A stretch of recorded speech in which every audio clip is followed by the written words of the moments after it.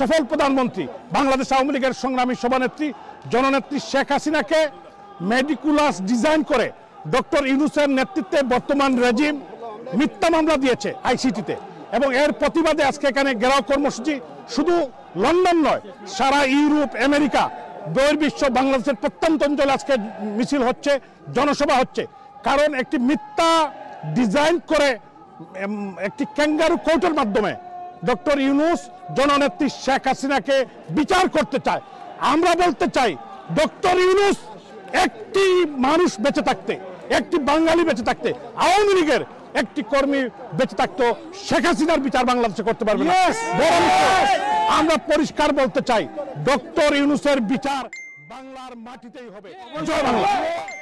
যে ICT tribunal মাননীয় প্রধানমন্ত্রী যুদ্ধপথে বিচারের জন্য করেছিলেন, সেই আইসিটি কোর্টকে এখন দখলদার ইউনূস একটি ক্যাঙ্গারু কোর্টে পরিণত করেছে, একটি ফলস অ্যান্ড ফ্যাব্রিকেটেড কোর্টে রূপান্তরিত করেছে, এবং সেই কোর্টের মাধ্যমে মাননীয় প্রধানমন্ত্রী সহ আওয়ামী লীগ এবং মুক্তিযুদ্ধের পক্ষের প্রায় ১.৫ শতাধিক নেতাকর্মীর বিরুদ্ধে মামলা দিয়েছে। আমরা তাই মামলা প্রত্যাহার চাই এবং তার নিন্দা এবং প্রতিবাদ জানাতে চাই।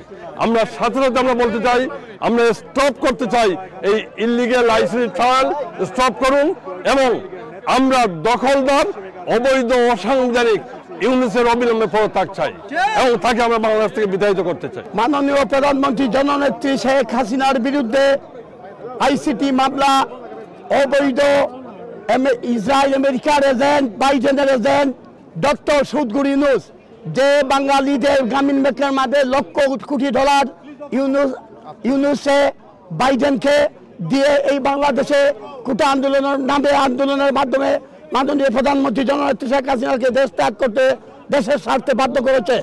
অতএব আজকে আমরা এই কাঙ্গারি কোর্ট, যেই কোর্ট আমরা করেছিলাম যারা ৩০ লক্ষ শহীদদের হত্যা করেছে তাদের বিচারের জন্য, যুদ্ধাপরাধীদের বিচারের জন্য, গোলাম আজম সাঈদের বিচারের জন্য, সালাউদ্দিনের বিচারের জন্য, কিন্তু ওরা অবৈধভাবে এই ইউনূস মাননীয় প্রধানমন্ত্রী সহ জাতীয় নেতৃবৃন্দের বিরুদ্ধে সে বিচার করার জন্য ষড়যন্ত্র করছে।